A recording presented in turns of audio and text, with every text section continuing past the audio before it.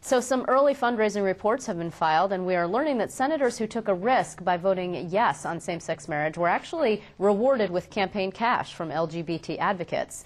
That's one of the topics we're about to tackle with our reporter roundtable tonight. They are some of the Capitol's finest reporters who join us every week to sound off on all the twists and the turns in the world of politics. With us this evening from the Times-Union are reporters Rick Carlin and Jimmy Vielkin, and then holding up the other end of things, the Associated Press's Capitol editor, Mike Gormley. Thanks very much for being with us, gentlemen. I can't say I found it entirely surprising, but the speed with which this money showed up. I mean, on one day, Mark Grisanti votes yes, and 3 days later, he gets a check. Right. I mean, I understand it's not quid pro quo, but well, wow. New York City Mayor Michael Bloomberg, who is a supporter of same-sex marriage, made very clear that he would be there, that he would speak around it. He would say, but I have a lot of wealthy friends, a lot of wealthy Republican friends, and I support people. I support people based on my beliefs. This is something I believe very strongly in. We might even see more money from I'm sure we will. The advocates might also be sending a message by the speed with which they gave that money, because the anti-people are now talking about raising several $1 million to primary. $2 million. The 2 million who voted yes. So maybe this is their way of saying, okay, you're going to raise $2 million. We've got plenty of money. Tim Gill, a software entrepreneur from Denver, has sunk all kinds of money into this. There's others too, and it might be almost, maybe it's a defensive move, or just saying, okay, bring it on.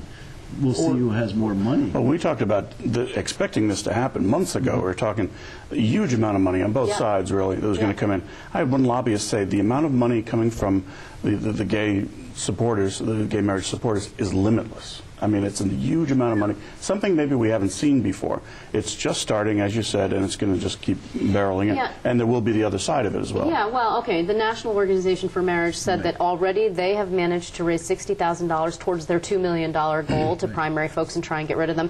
Interesting other thing, I think actually Ken Lovett of the Daily News reported today that Bloomberg had given, he maxed out $10,300 to these people, to all but 2 of them, actually. He did all 4 Republicans, he did a Democrat, Joe Adabo, and then 2 he just seemed not to send money to, Carl Kruger and Shirley Huntley, who of course are funny about that. Have some corruption. Well, it is political money, yes. Facing some trouble ahead, so why get involved with them, right? But the thing is, when you talk about the gay money, I mean, the LGBT money, didn't they pour millions into the Democrats' coffers? And now, are they going to get that money in the next cycle? That's the thing. So ironically, this could come back to really hurt the Democrats as well. Right. And help the Republicans. Dried up. I see these early checks, and I think that the speed with which you saw Tim Gill and Michael Bloomberg cut these checks is a signal.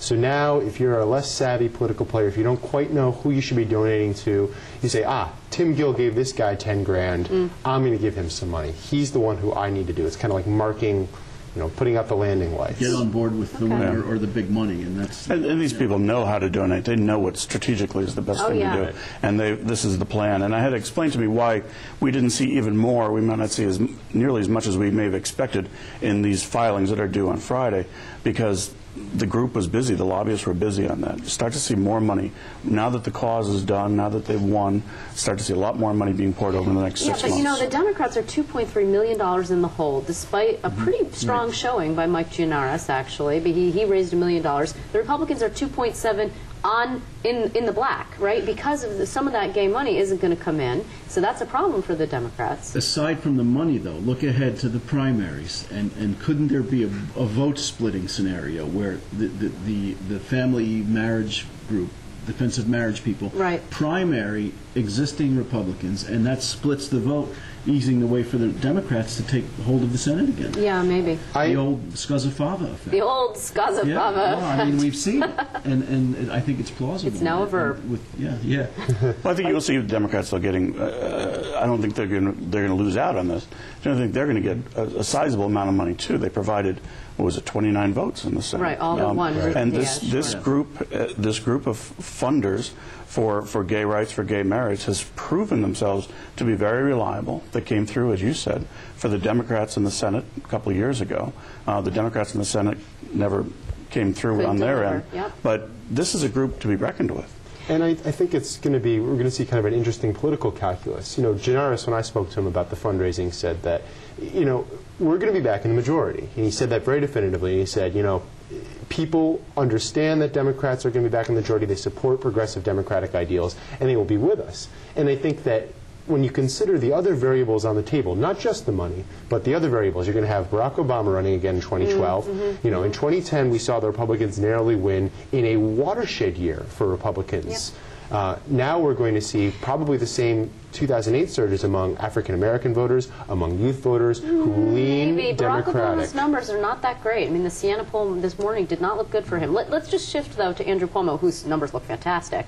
He, however, in a very calculated, I thought, interview with the New York Times said, yeah, you know, I had a good year, but there were factors beyond my control, and I'm not going to be able to replicate them. Going forward, it's going to get harder. And he already signaled 2 areas that are going to be difficult for him, pension reform and redistricting reform. So which one gets going first? Well, he says pension is the priority. Right. And I think, you know, electorally, that's an issue that voters can probably relate to more than redistricting. It's less concrete. When you pay your property tax bill, people have been told over and over again that a certain percentage of that is going to fund pensions of retired public employees. People know that. Redistricting still, I think, in the minds of a lot of people is sort of abstract and hard to follow. Yeah. I just think it's a lowering of expectations. I mean, the Times story looked like it was a difficult thing to sit through for that lengthy interview. It was great that they got it. But I think the governor, who's incredibly smart politically, is just lowering expectations on what's going to happen. And he does have less leverage outside of the budget process. But he has another budget coming up where he could come out and do all kinds of more things. But I think a lot of people were saying if he wants to keep things going, he's going to go for campaign finance reform or redistricting, real redistricting that's going to make that fair. Do those 2 things, and those are 2 huge prizes out there. I think he's going for this. But it also... And then there's the jobs. Well, right, jobs, sure. Expectations. And he needs to, but I mean, as create jobs, you can't, right? Especially he has nothing to do with the economy writ large. Right. Well, he can try and tweak things, but he can't fix the economy in New York. But he could sit there while jobs improve, and that you know, not get in the way. Yes, that's right. He cannot be an impediment. That might be what he's signaling here, because I think everything was a signal on all that. Yeah. Oh, sure. I thought so too. I think the redistricting is going to be, as Rick said, it's not easy to sell. You know, how do you tell a guy in Penn Yan that, you know, redistricting is really what he needs to care about, and you really need to get behind the governor on this topic. It's very hard to sell, and you know, we saw that he went to the mat with the legislature, and he used as his big stick the Moreland Act Commission, and he got an ethics reform bill which did a lot of stuff. We're going to see, you know, disclosure like we've never seen before in the history of the state, and it was a major win on that front.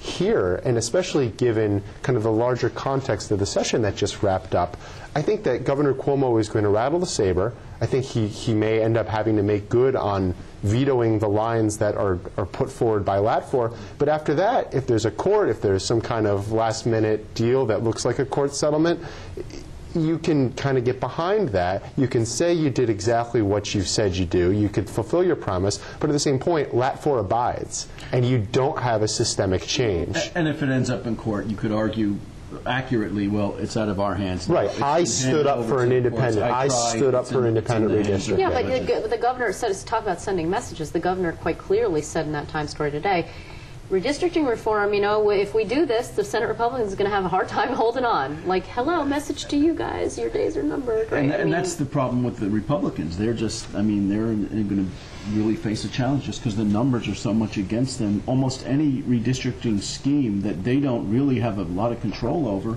is probably not going to work out. But the other idea is, you know, one of the things that made the governor so successful at the end of the session is that he had these kind of competing foils off of which to bounce. He had, you know, more conservative Senate Republicans and more liberal Assembly Democrats. They had competing priorities, and the governor was able to kind of, you know, be this. He doesn't have that with redistricting. None of them want redistricting reform. Actually, if the Democrats were to take control of the Senate, you wouldn't be able to manipulate those power dynamics the way you can now. He can no longer play the role of the Solomonic centrist. He has to, you know, it would just kind of be being pushed by the legislature, and we'd find himself in the position of David Patterson, where he was trying to convince the public that he was the adult in the room, and that these legislators just want to, you know, rip the cupboard bare, run away off to the candy store. I'll go on the record right now and say that Andrew Cuomo will never be David Patterson. Never in a million years. Will he be Solomonic? I don't know. We'll see. I would just say on redistricting, interesting. I think there's an awful lot going on that we don't know, or at least we can't write at this point.